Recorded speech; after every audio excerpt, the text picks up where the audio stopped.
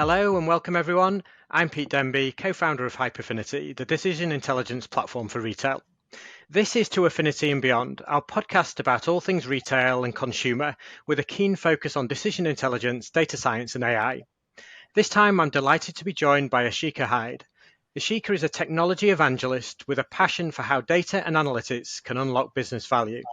She's worked for retailers and brands including Jaguar Land Rover and Boots, and more recently Dunelm as their head of trading analytics. In this episode, we'll be covering location planning or space analytics. Kirsty and Phil taught us location is key when it comes to buying residential property, and the same applies to retail. According to Retail Gazette, a retailer's location is a determining factor of its success.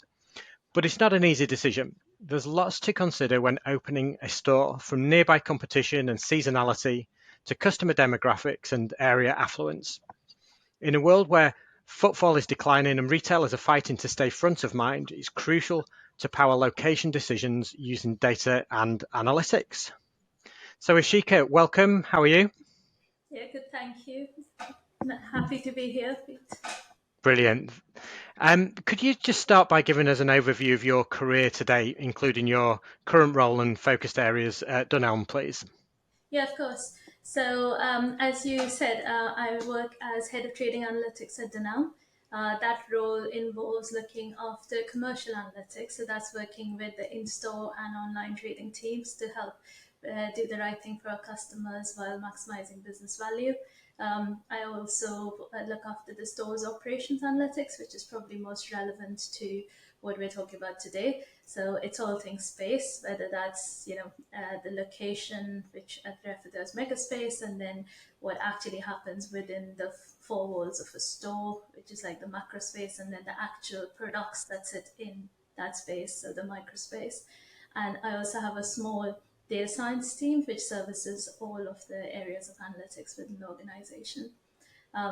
So this role is really exciting because we started to build and grow the analytics organization about 18 months ago in Dunelm, and the team's grown massively, and we've got a lot of stakeholder buy-in and a lot of support from the exec to really work with the business teams and accelerate growth in the organization. And it's been an exciting opportunity to be able to do that for myself and for my colleagues, and to build out a truly exceptional analytics team within Dunelm.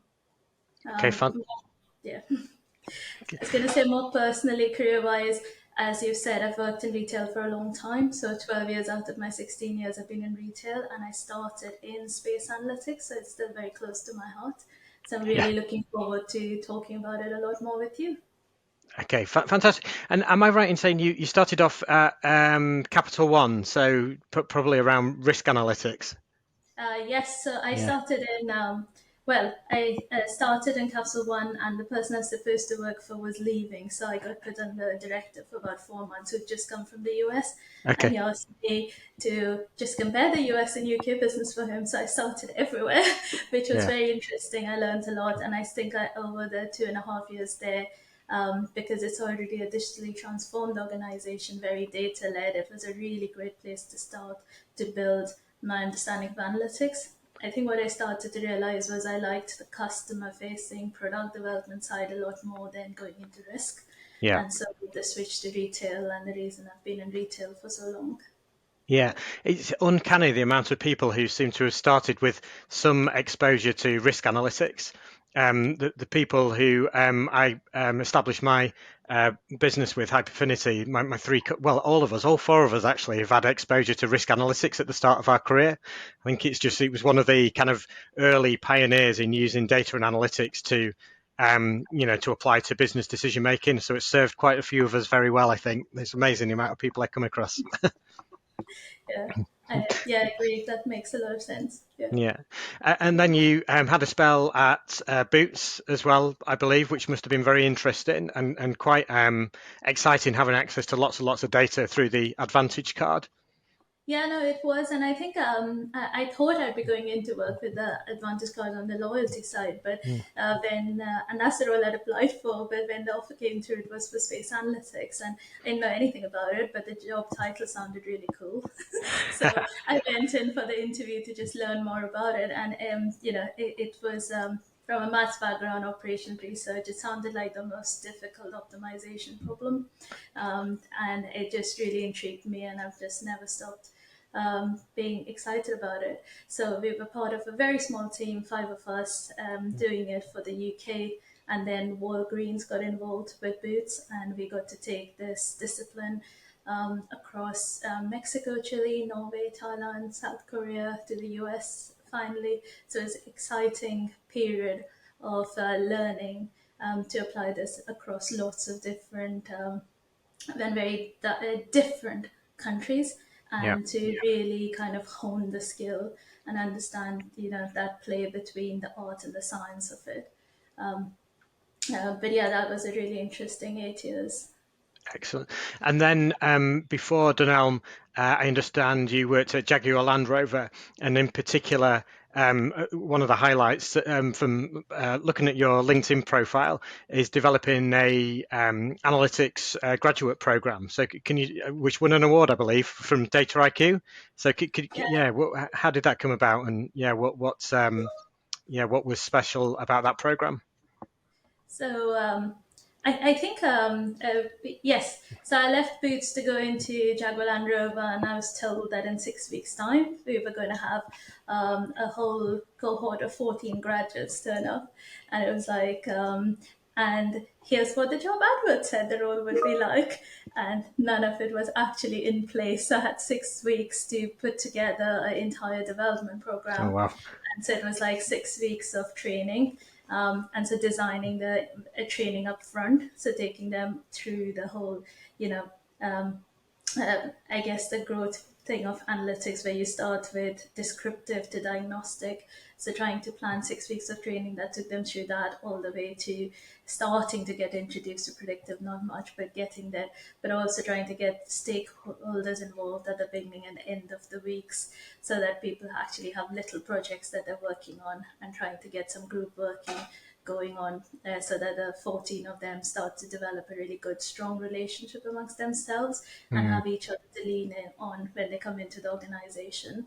And then it was a 2 years program off the back of that, which introduced them to analytics development and to data science and to data engineering. So just enough so that they could learn the language of those areas and have a basic foundational understanding. So at Yeah. the back of it, at the end of the 2 years, they had a view to where they wanted to go and how they wanted to progress their career. While doing all of this, it was also about really being able to produce value quickly, because it's really important, especially I think in the newer generation, to feel that purpose of their roles and that they are actually creating value and it means something. So I think balancing that. So it took a lot of time and thought and a lot of collaboration with a lot of people, and it was really exciting to be nominated and to I didn't expect the win at all, so that was really exciting. That was a very different role actually, because it wasn't about analytics. My entire role was about analytics engagement. So it was about going into a new organization and spending time with the board and the exec to take them on the journey that analytics is not just important, but it's urgent and we need to invest in it now. And then Yeah. developing an analytics strategy and implementing it. So that was a very different, but unique opportunity that I had to take. I did go back after that to Boots again for a few years, Yeah. but this time in a more global organization. So I spent most of my time working for Walgreens, even though I was in the UK. And I had 3 years of being part of the digital transformation program and leading it from the UK end, for the 7 year partnership that Walgreens had signed with Microsoft Okay. to digitally transform. And then this opportunity at Dunelm came up, which was like, it felt like everything that I'd learned in in all my career so far, this was an opportunity to just bring it all together in one place and really make a difference in an organization. So very exciting. Yeah, brilliant, brilliant. It's very rich and varied background that you've got, but all with all different aspects. Looking at data and analytics, and particularly how you apply it in a business context, which is really important, I think, and very interesting that you mentioned about the graduate scheme as well. So what we often find is that people come out of university and they have good technical skills and lots of enthusiasm, but the key thing is bridging that gap between academia and the workplace. So if you're able to help them to apply their this skill set in a commercial environment, I think that's a really big bonus. I think that tends to be the biggest kind of learning curve in our experience. So really important scheme. And our entire team was 40, but 14 of those were graduates. Yeah. So to be effective as a team, we really needed those people to be able to apply. But also, for me, it felt like I had 14 people, and you kind of feel this responsibility for people at the start of their careers. Yeah. And so it was also about providing an environment where they would really thrive. And it was really exciting because last year in the IQ Awards, JLR won big. They won loads of awards, and out of the 10 people there, 6 of them were from that original 14 cohort. So Oh, it wow. was a very proud moment. Brilliant. Yeah, proud moment. Good stuff. Good stuff. All right, great. So let's move on to location planning and some questions around that topic. So in your experience, how do retailers typically make location planning decisions? So that's a big question. And I think there is a lot of variation between retailers. But if I really simplify, just go take it down to the absolute basics, I think there'd be three questions that all retailers are probably or hopefully asking themselves. So I think the first is where we're going, is there our target customer? And is there enough of our target customer to sustain a store? You do need to know who your target customer is up front. To be able to answer that question. I think the second one is this a convenient location for our target customer to shop at? So that could be, if your target customer, somebody had cars, it would be around drive times and ease to get there, parking spaces. If it's a store or a retailer that people usually walk to, you might want to look at transport links or how close it is to residential areas. So it can be lots of different things for different people, and it totally depends on who your target customer is. But is it convenient for them? And third, I'd say is your operational requirements, right? Does it meet your operational requirements? I've seen retail centers where they bring in an anchor store, for example, who might have a food court, and part of the agreement might be that any other business can't do that. So if a food offer was part of your ethos and what you offer to your customers, then that's not the right location for you. Similarly with opening hours, costs, the size of the store that you might like. So there can be lots of operational requirements that it needs to meet. Um, what I'd say is there's no right or wrong answer to it. What is important is that you've thought through your business strategy and you've thought about what roles stores play for your organization. And so, what is the right store for you?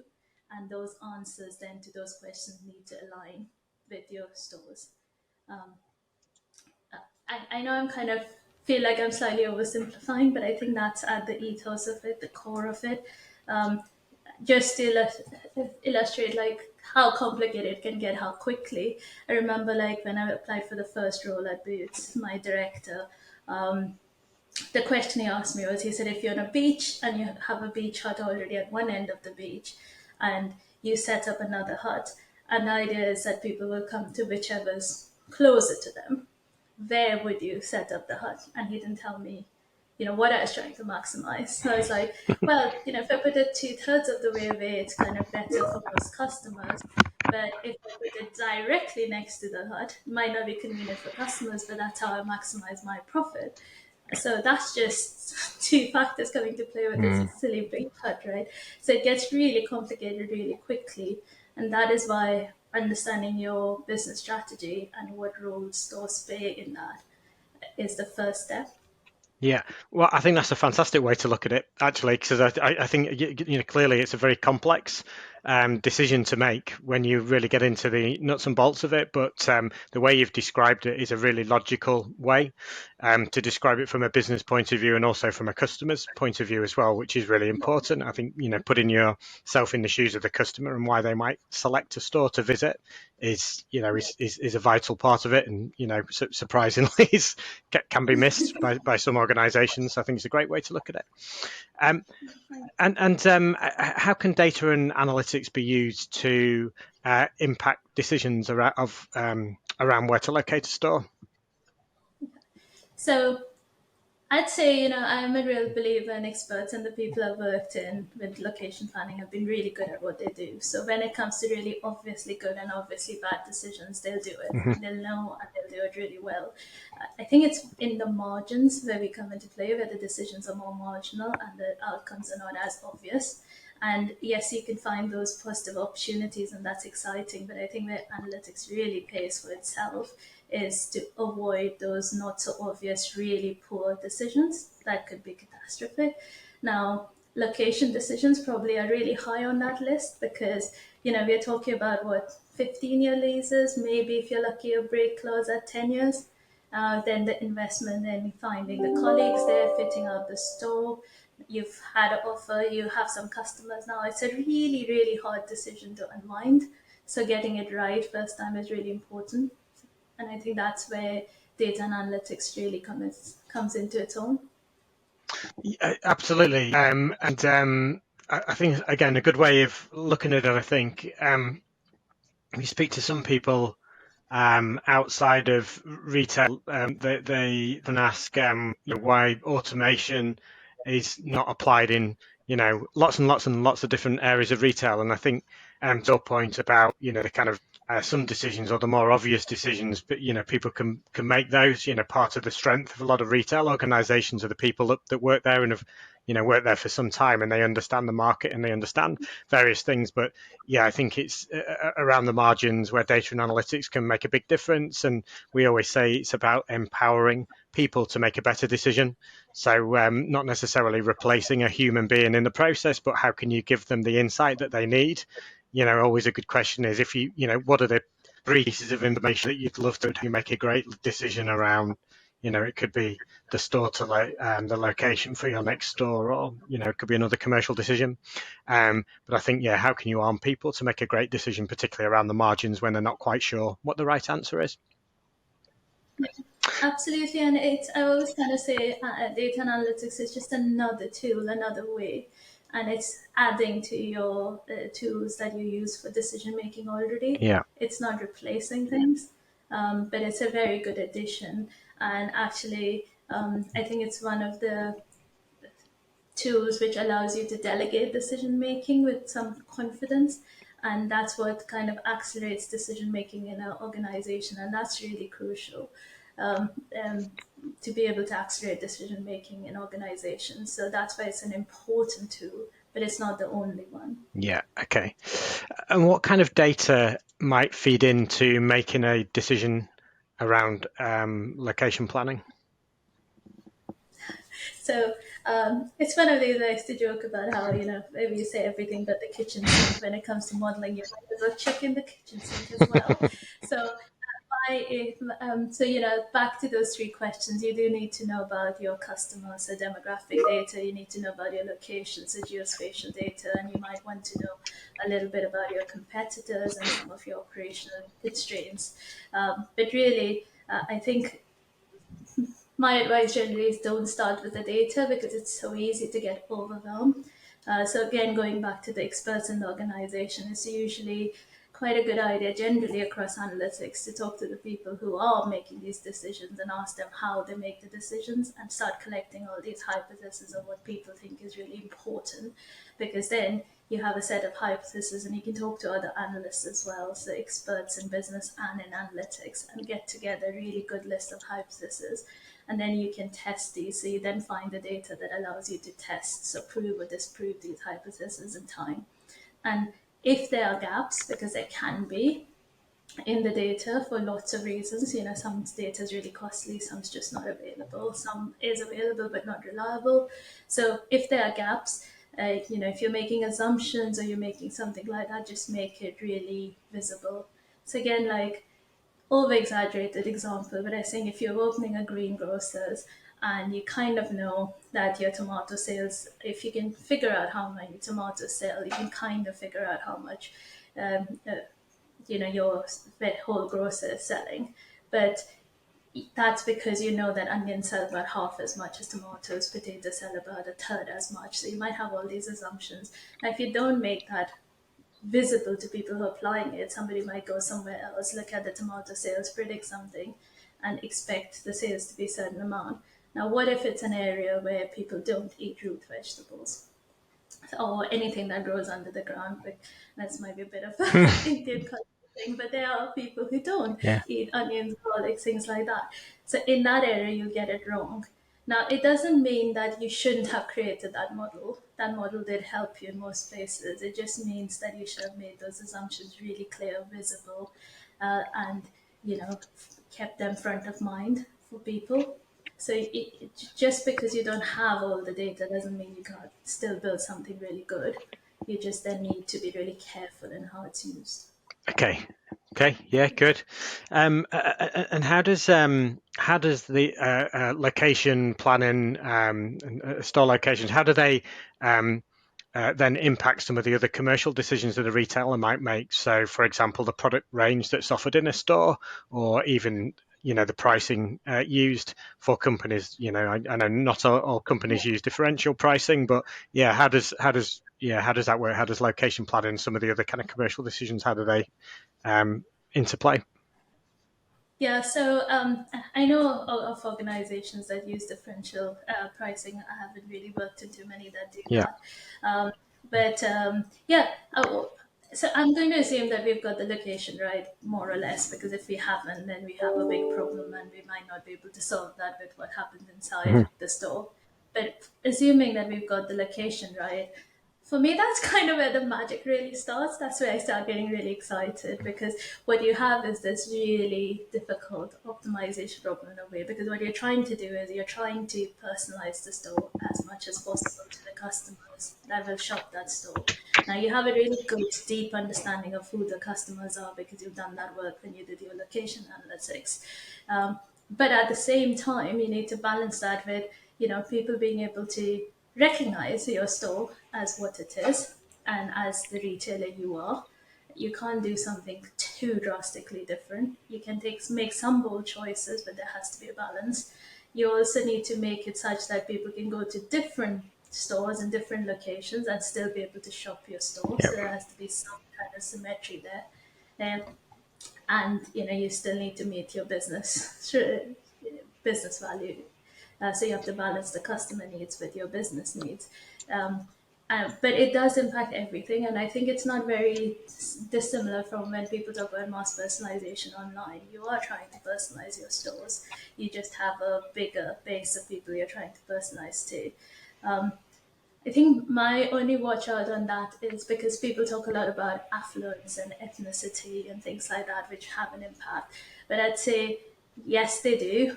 Absolutely, they do. But we just need to be slightly careful in how we apply it, right? So, like an example that I can think about is when I was working in the US, there was a lot of talk about ethnic hair.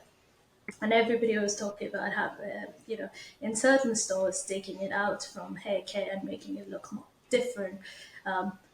But when we start to look at the data, we are seeing that people who are buying ethnic hair are also buying a lot of anti-dandruff shampoos. And actually, if you just looked at which shampoo they were buying the most, it was anti-dandruff shampoo. So I don't know whether that was because, as a retailer, we still hadn't made that space in their minds as the first choice for ethnic hair. But if I just use my example, I have dark hair and dry skin. Anti-dandruff shampoos are absolute must for me.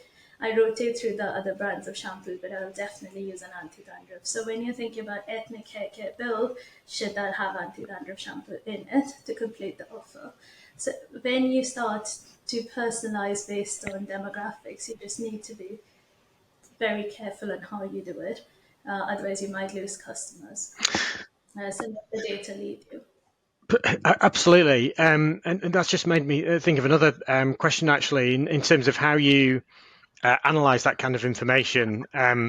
And I guess if it's a potential new store opening where you don't have any data about store sales because there's no store there yet, do you tend to use would you tend to use analyze data from other stores, or do you, with the growth of omni-channel retail, do you tend to look at digital analytics as well? So how people shop the online store to then provide insights which will then feed into location planning?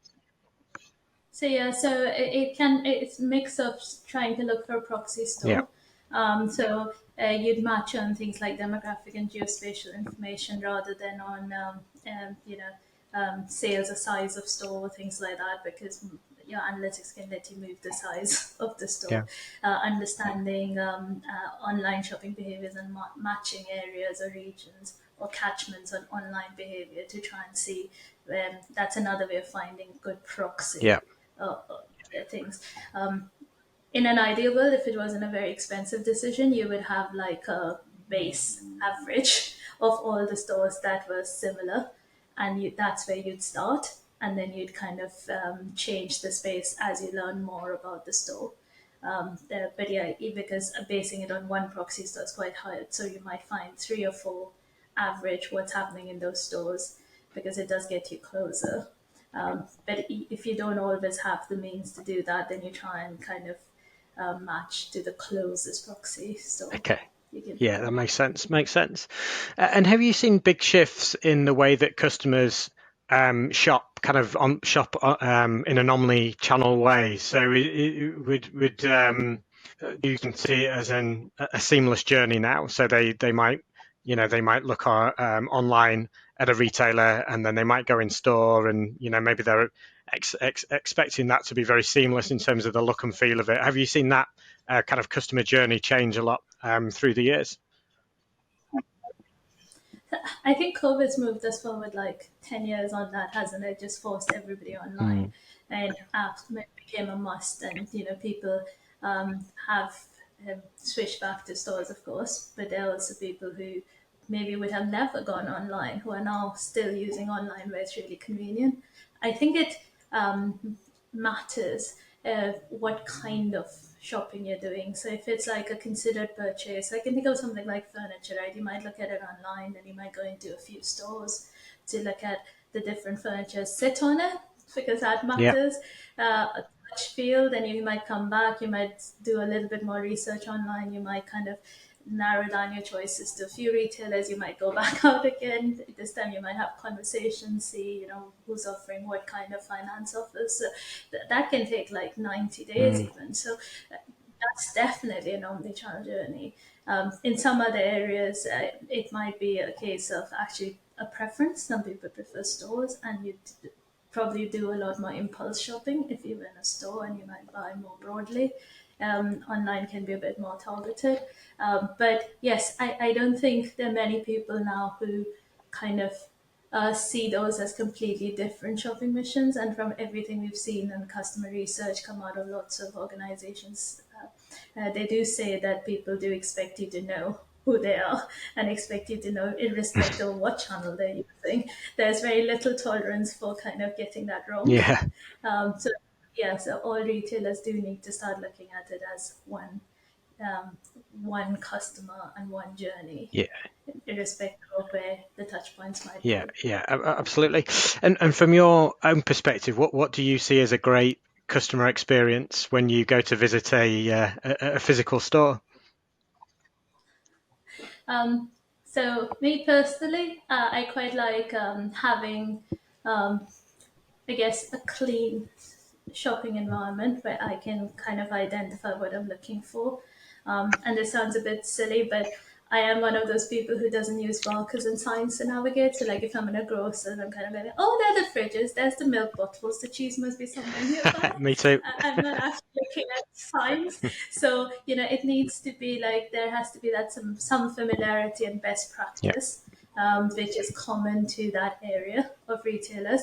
But I do like, and again, clean. By clean, I mean like I like offers. I'm a real offers person. In fact, I think I got into maths because when I was little, my mom used to take me to the shops and I stand in front of, like, say, all the toothpaste, and there are different offers on different toothpaste, and she was like, which one should I get? Which is the best one? But that's not good as a customer, right? You don't understand and look at 20 offers trying to figure out which one's right. So I do like places where there's some offers, but it's not like everything's red and a sea of red. That's for me where, I like my choice curated for me a little bit, but I do like the occasional surprise. In terms of customer service, people being there so I can ask the question, but not hovering over me. But that's me. I think a lot of people do like a lot more interaction. But customer service is such an important part of going into a store for Yeah. me. Otherwise, I might as well have done it online. Yeah, yeah. You can never underestimate the importance of customer service assistance in a store. I think it's really vital. It's one of the things that elevates the physical shopping experience over buying stuff online. And I agree, certain products you've got to you've got to touch and feel them. And if it's furniture, for Yeah, example, you need to use the furniture, you need to sit on the furniture, lie in it, to get a feel. I think the same with clothes as well. The convenience of being able to return clothes nowadays is great. But at the end of the yeah, day, you do still need to try them on to see if they fit. So I think yeah, physical shopping is still really, really important. I think the vast majority of retail is still, in a physical environment as well. oh yeah. Absolutely, it's still like the biggest channel for most retailers. I do encourage all my analysts to go out in stores and actually go out to competitors or non-competitors even, because I think we've become very tolerant of our own Yeah. stores. So if you go out there and you grumble about something with someone else, which is easy to do, and then it allows you to kind of reflect on whether you do that as Yeah. well. I remember like going to the grocery store. It's past my house, and there's one which is before, but I went to that one because I was like, I used to go to that one. I'm more familiar with that one. I'll just go there. And I went in, and they came out, and my husband was like, "Oh, that took longer than usual." And I was like, "Yeah, they moved everything. I mean, it looks much nicer, but they moved everything. I'm so annoyed." And he was like, "Isn't that literally your job?" Yeah. It's so we have to be really aware that when we do things and make changes, we are doing it for the right reasons, which in the long term will help the customers. Otherwise, you will lose your Yeah, customer. definitely. There's a big thing about familiarity as well. In grocery retail, everybody's very familiar with grocery retail. We all go shopping at the supermarket, either online or in person. I think that's the epitome of familiarity. And to your point about having the milk and other products kind of nearby each other, I think if you go to a supermarket and things are have been moved around, it really aggravates people because they they want a nice efficient shopping experience, the occasional moment of delight, and feel as though they're getting really good value for money. Yeah, They have to spend a lot of money on getting that stuff right, a lot of time on getting that yeah. stuff right. Okay, great. I just want to finish off with a couple of more general questions around data. Um, to get your view on. And the first one really is, how do you think organizations can become more data driven in their decision making, or data informed decision, beyond a realm of location planning? All right. So for me, it has to be like driven from the top. I think that's the first thing. So you absolutely need executive buy-in, and for them to not just kind of go like, yes, we want our teams to do this, for them to actually want to be involved themselves. Because like I said previously, the advantage you get from data-driven decision making is acceleration of decision making, which comes from Mm-hmm. delegation, which won't happen if the people at the top aren't convinced of it and aren't participating in it. So you'd lose most of the advantage if you don't have that exec buy-in. So I think that's the first thing, and that's kind of a difficult one to crack sometimes, but I think that's the very important one. I think the second thing is training. I've always kind of said tooling without training, and sounds kind of crazy, but you might as well chuck the money away. Like, what's the point? But a lot of organizations do that, bring in new tooling, and then there's no training, so nobody uses it in the way it should be. Yeah. I think that's a really important part of it. And then there's making the time, because this is a new skill people are learning. It's not a side of desk job. It's not an easy thing to do, and expecting people to find their own time is not fair, because when once they've learned the skill, they will add so much value to the business. So making the time for development with the team. So I think that is what you need to really transform as an organization, because everybody needs to get involved. And then finally, I think there needs to be some storytelling around why this is important change, right? This is a culture change. This isn't just a tech program, or a people program. It's a culture change, and so why should people buy into it, and why it matters to them, and you know, that kind of hearts and minds thing is really important as well. But we're talking about digital transformation. Initial stages, if you're not really involved with analytics, actually setting up a small analytics team can make a big Mm. step change. And then maybe setting up small functional analytics team and creating that hub and spoke model. I do believe in hub and spoke rather than a big centralized team, because I think there's a lot of expertise in functions which you don't get the advantage of if you're not part of the Yeah. function. So I think those are the initial steps of a small central team, then turning into hub and spoke, and then you can aim for the full digital transformation. Huge gap between going from hub and spoke to digital transformation. That's like enormous. Most programs talk about it as like the next step. I think it's like if you go step 1, 2, and then you go to step 100. Mm. And I think you should plan to do that journey and not just set out on it thinking that it'll happen, because it won't. Okay, good stuff. And then the final question, along similar lines, really. But we hear a lot about kind of data democratization, so putting data in the hands of decision makers. And where do you sit on the spectrum of the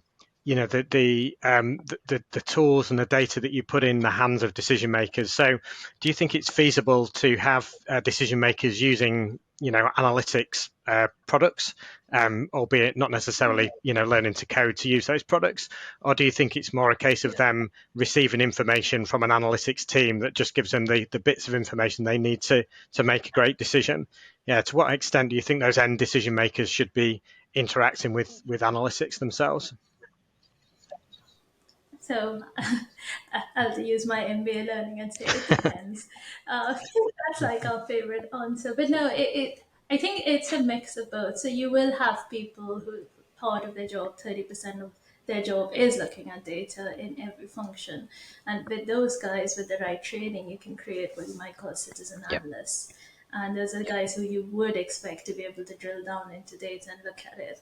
But like if you're talking about like, somebody who is in an active operational role, and that isn't part of their job as such, but they could use data to actually make their life easier or make a better value for the business, then they would use it, but you have to then make it such that they can just consume it and really well. And so it has to be about the so what. So I kind of separate reporting from analytics dashboards. So if we talk about like a stores example, if you just told the store what their sales were in every department, that's a report. But if you told them that actually in your cohort of similar stores, this is your rank, and these are the areas other people are doing better at, and the areas they're doing better at, these are the products that they're being able to sell Yeah. more of, they could do something with that. And I think that's the difference. But if you got them to that point, they should then be able to use that data to actually help with what they're doing. But I wouldn't expect them to be able to drill down to get to that point. That's not a fair expectation of somebody in that role. Yeah, that's a great point. So moving from data to insight, so rather than just a static piece of information, it's the context around it, isn't it? So this is how you're performing relative to something else, to make it directional, really. So these are the things you might want to focus on to improve things. And then I also completely agree around it's kind of role and circumstance, situation dependent to the that then dictates the extent to which they get involved with analytics, or just giving them kind of key pieces of information. So definitely concur on that. Okay, brilliant. Well, that has been really, really insightful. Fantastic. Asheeka, thank you ever so much for joining and sharing your experience and thoughts on location analytics. Really appreciate it. Yeah, thank you for having me. It's like one of my favorite topics to talk about. So it was really Brilliant, fun. super. Okay, so thank you to our guest, Asheeka Hyde. Thank you to everyone for listening. If you have any feedback on the podcast, please get in touch, Peter Denby at HyperFinity.ai, and you can find the podcast on all the major podcast platforms. So please subscribe, and we look forward to seeing you again.